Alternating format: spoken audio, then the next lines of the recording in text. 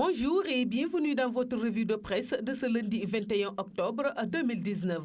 Les sujets politiques sont les plus en vue dans la livraison de ce lundi de la presse quotidienne, avec notamment les réactions à la sortie du directeur général à l'appui des Sénégalais de l'extérieur sur le mandat présidentiel. Sori Kaba, invité ce week-end de l'émission Grand Jury de la radio Futur Média, a déclaré que le président Macky Sall vient d'entamer son dernier mandat et ne briguerait donc pas un troisième. Des propos qui lui ont valu une véritable volée de bois vert de la part de ses frères apéristes.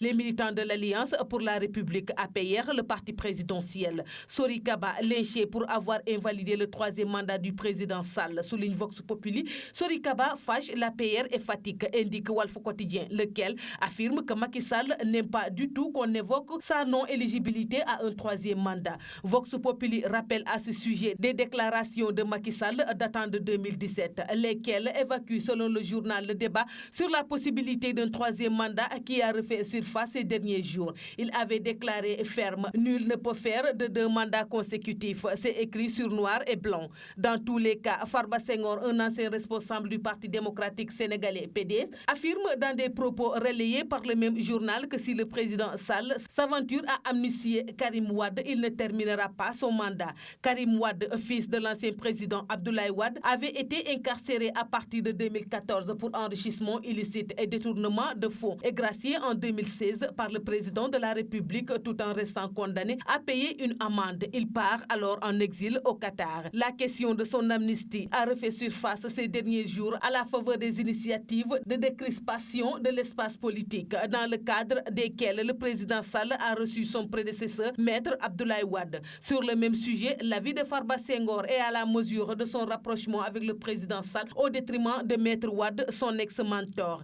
Il ne faudrait pas que Macky Sall laisse à Wade la largesse d'être le maître du jeu. Il faut qu'il reste le maître du jeu, dit M. Senghor dans d'autres propos cités par Vox Populi. Toujours est-il que selon l'AS, ses avocats demandent à l'État de hâter le pas concernant sa réhabilitation. Les conseils de Karim Wade dénoncent ainsi avec la dernière énergie la déclaration du ministre des Affaires étrangères sur les engagements pris par la délégation sénégalaise devant le Comité des droits de l'homme des Nations Unies. Les avocats de l'ancien ministre de la Coopération internationale invitent l'État du Sénégal à respecter les traités internationaux pour permettre à leurs clients de recouvrer ses droits civils et politiques, ajoute l'AS.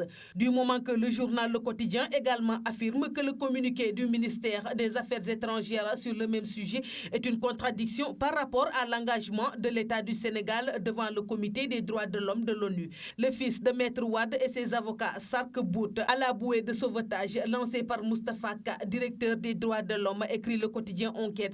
Karim maintient la pression, affiche le même journal. La défense de Karim Wade met l'État en demeure, renchérit Sud Quotidien. Un sujet politique en cache un autre dans les quotidiens du jour, dont certains titres reviennent sur l'affaire dite des 94 milliards. Un dossier d'indemnisation foncière relatif à un vieux contentieux au sujet d'un terrain appartenant à des familles de la communauté Lébou exproprié par l'État pour cause d'utilité publique. Dans cette affaire, le député Ousmane Sonko, ancien fonctionnaire des impôts radié, accuse de détournement présumé de fonds de hauts fonctionnaires dont l'ancien directeur des domaines Mamour Diallo.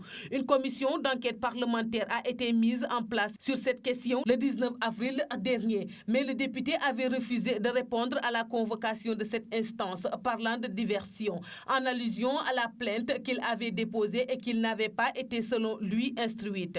Il a été entendu entre-temps par le juge d'instruction, de même que la commission d'enquête parlementaire a livré ses résultats et blanchi les mises en cause. Selon les médias, ces derniers ont à leur tour porté plainte pour l'entremise de ses avocats. C'est dans ce contexte que plusieurs journaux signalent que le député a rendu public un mémorandum sur cette affaire, un document dans lequel il descend en flammes la commission d'enquête et Mamour Diallo et solde ses comptes, relève le quotidien. Sonko démonte l'Assemblée et enfonce Mamour Diallo, affiche Tribune. De cette manière, Ousmane Sonko affûte sa défense, peut-on à la une du quotidien Enquête. Dans ce mémorandum qui constitue une réponse à la commission d'enquête parlementaire pour Walf Quotidien, Sonko persiste dans ses accusations contre Mamour Diallo, écrit Vox Populi. Et enfin, l'Observateur brasse et résume tout à la fois les deux sujets politiques les plus en vue dans les journaux. Karim Wade et Ousmane Sonko, écrit-il à sa une, les cauchemars du régime de Macky Sall. C'est tout pour la revue de presse parvenue à la rédaction du groupe Média du Sud.